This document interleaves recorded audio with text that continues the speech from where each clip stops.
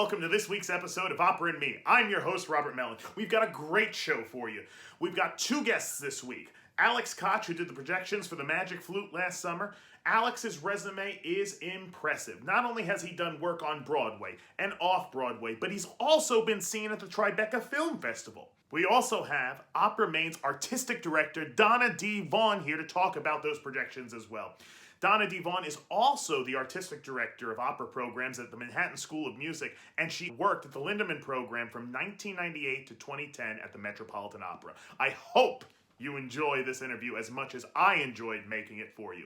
See you soon. All right, and I am sitting here now with the artistic director of Opera Maine, Dona Vaughn, and also our projection designer from last summer, the Magic Flute, Alex Koch. So great to have you both here with us. So let's get this ball rolling. All right.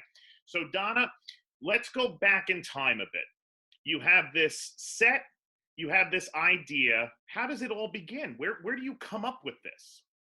Well, I came up with this because Erhard Rahm, who was our brilliant set designer and who designs a lot of opera for a lot of big companies, and also designed this set for a production that we had done at Manhattan School of Music earlier. And I thought, oh, this set is so fabulous. Where can I use this? Well, we can certainly use this at Opera Maine because we've got some operas that we can put on the set. And that's what happened. We stored the set in Maine, and I thought perfect for Magic Flute. All we need are a little adjustments on the set, which Erhard was happy to design for us and do. And then we had to have a big rock put in the middle of it because I wanted somewhere for the three ladies to escape. And I wanted surprises coming from behind the rock. And then I wanted a brilliant projectionist. Now, to be aware of the fact that we had never used projections before at Opera Maine was quite incredible for us. And we had always been very realistic with our set, where we were going. And I thought to myself, we've got to have projections here because the set really lends itself for that. It sets up a mysterious change of scenery that happens without the audience even seeing it happens. One moment you're somewhere and the next moment you're somewhere else. And so who should appear but Alex, who was the most incredible collaborator, who just seemed to read one's mind. So that's where it all came from. So tell us a little bit about this this first meeting with Alex. Did you know Alex before? Alex, did you know Dona before? No, this was the first time we got to work together, and it was an absolute blast. We seemed to be on the same page right from the get-go. And I would say, well, what about this or what about that? And you need to know that I changed my mind. That I can say, oh, that looks good, and then I might say, well, no, it doesn't actually look that good. What else you got? He came up with something every time, and every time I would say, can there be more of this? Can it be more frightening? Can it be brighter? Can it be louder in its presentation? Made it happen. He made it happen every time. Alex, do you find that your position coming into companies and doing work like this, you have to be super flexible? You know, I think that sort of the difference between designing for theater and live events instead of film is it forces as high a level of flexibility as possible, in part because we're able to meet months and months in advance, come up with ideas, talking about emotions, talking about paintings we like, looking at reference material. And then I can sit in my studio, work with a few animators. We pull images together. For Magic Flute, we created from photographs and from drawings, kind of combining and relighting them inside the computer, these geographical worlds. But as soon as we get into the room, as soon as the lighting designer begins to paint the set with light, and as soon as the actors come out in costume, suddenly a space that we've created that seemed so exciting looking at a computer screen, suddenly that doesn't necessarily feel as frightening, or maybe it starts to look cartoonish, or 1,000 different things can happen. So over the years, I've just tried to, I think I have a bag of tricks so that I can be flexible. It comes from a lot of deep anxiety on my part and hopefully good preparation. Well, one of the things that you do so brilliantly, Alex, is to really take into account the costumes. Because I saw you when you first saw the costumes appear on the stage, I saw you at one point kind of cock your head look. When the Queen of the Night came out, remember we were talking about what was going on behind her and how she was ruling her universe, and even with the use of the three ladies as birds, as the crows, with those huge heads they used to move around, it suddenly sets up a different sensibility about how the whole picture looks. And what was so exciting for all of us was the way that you and Kate worked just hand in hand. This is Kate, our fabulous lighting designer, Kate Ashton, and it was it was as though you read each other's minds. I thought that was a wonderful coming together of lights, set, costumes, and projections. So the Magic Flute is one of those shows that has so many different characters, so much color, so much light, so much dark, so much light. Did you both feel like you were kids in a candy store? Absolutely. The Magic Flute is so ripe for color and for location. And it's an epic in scope and scale. And you're going from one fantastic land to another.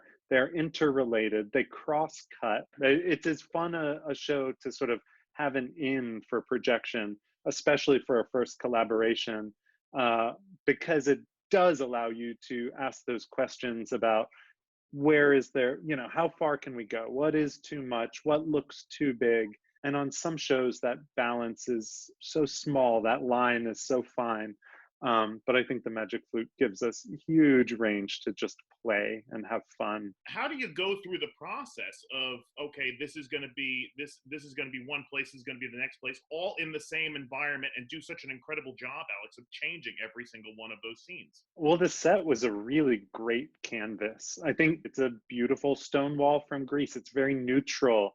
It's recognizable as a sort of heightened space. It feels profoundly theatrical, but it doesn't, it almost just sits there and it allows itself to be painted on.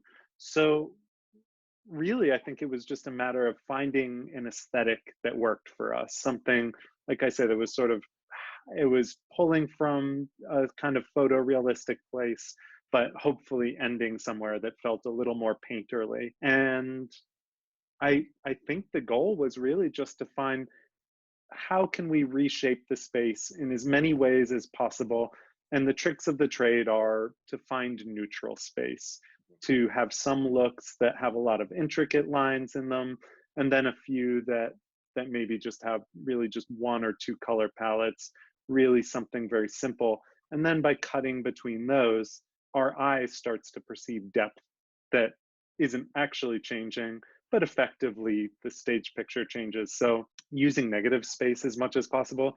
And then for the waterfall and for our trial of fire, just trying to find just big, simple, textural looks that hopefully overwhelming feel looks too. So exactly. So that we wanted the audience to feel that the fire was coming out, that the water could engulf you at any second. And one of the great things was sitting down with Alex as we went through the show. Where are we here? Now where are we going? Do we go back there? Is this changed in some way? We did have some elements. Erhard had built a wonderful screen that had a great pattern on it that we could use for monostatos, and put some pillows in front of it, and all of a sudden we were transformed to another place right in the middle of the stage without changing any of the set around it. So I think it's probably the most exciting part of tech. I mean, just watching it come together, and then you sit there on opening night and you say, how did this happen? This is magic.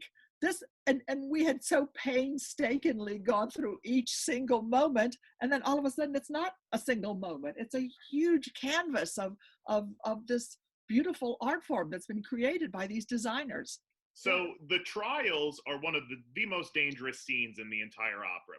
Many productions have tried to pull this off and have not been extremely successful.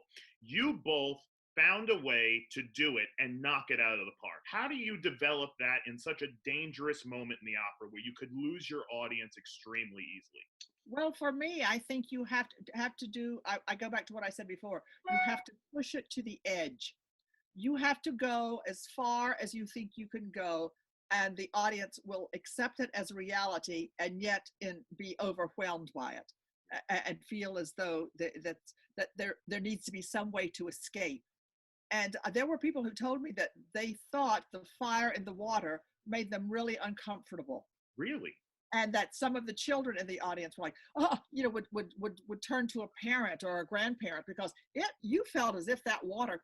I don't know if we'll be able to see that, in the video of what was done. But if you're sitting in the audience and all of a sudden this water starts coming toward you, and it's like, as I said, it's like a Disney ride. It's like, oh my gosh, we're going to be hit by that meteor. Oh no, and it's exciting. But I think it takes courage to push that envelope as far as you can. Well, Donna, I love that you just said that you aren't sure if we'll be able to see in the video inserts sort of that emotional reaction to seeing a 20-something foot wall of fire turn into a wall of water. And it's a great point, because I think that's what I've been thinking a lot about. What is live theater? What is live theater not? Because we're all in quarantine right now. And I've been thinking about what is projection design and how can I do that without theater? And the thing that I know I can't do without theater is create that emotional scope and scale, which is why I can't wait to get back into the room and start building shows again, because we can show you an image where you have a person just this big and a towering image behind them, or maybe many images on different surfaces, but nothing beats being in the room.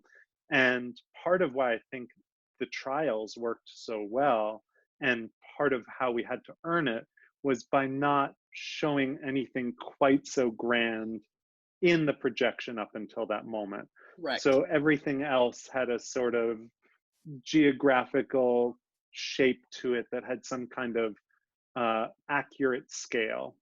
There's a temple in the background, there's a tree in the foreground, the leaves, everything, we fudge it because it's theater and we're playing, but everything had a scale to it up until that moment. And then suddenly it's too big, it's too giant, it's too impossible, which hopefully works really well for such a totally undefined moment of fantasy.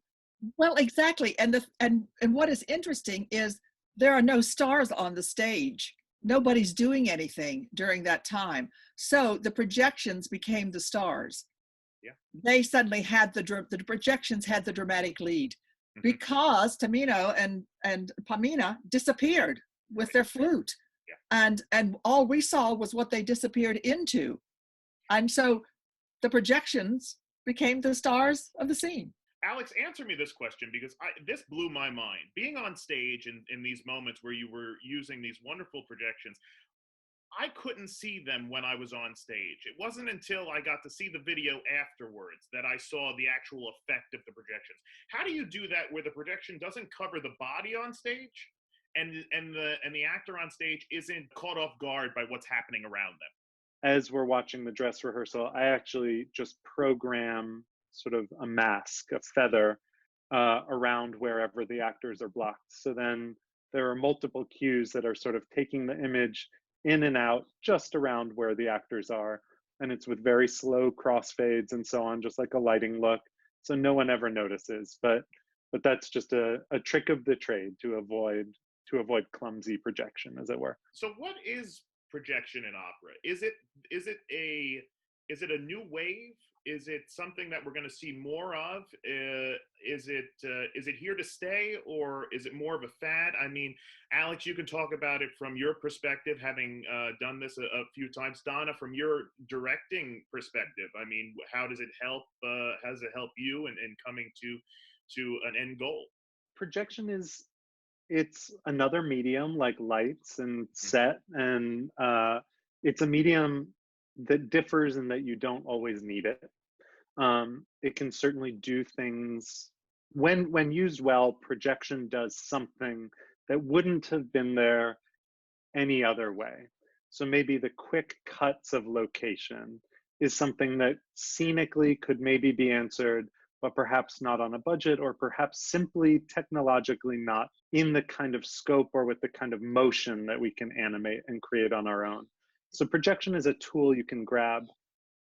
And I think it'll always be here because now this technology exists and we're learning a language.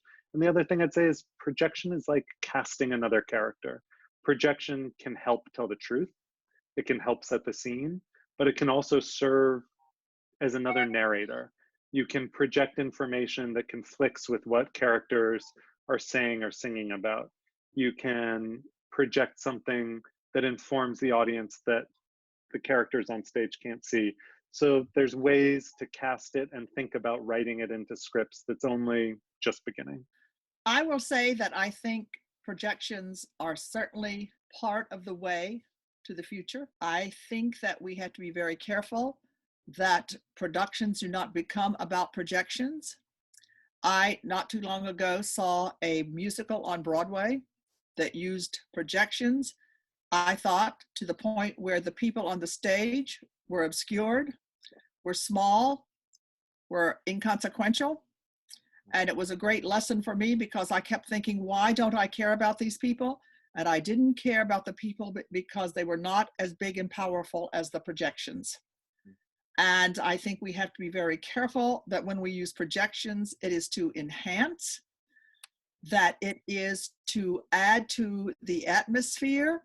I think indeed projections can become a character, but I think we have to be very careful that this character does not overwhelm the real characters who actually exude emotional life.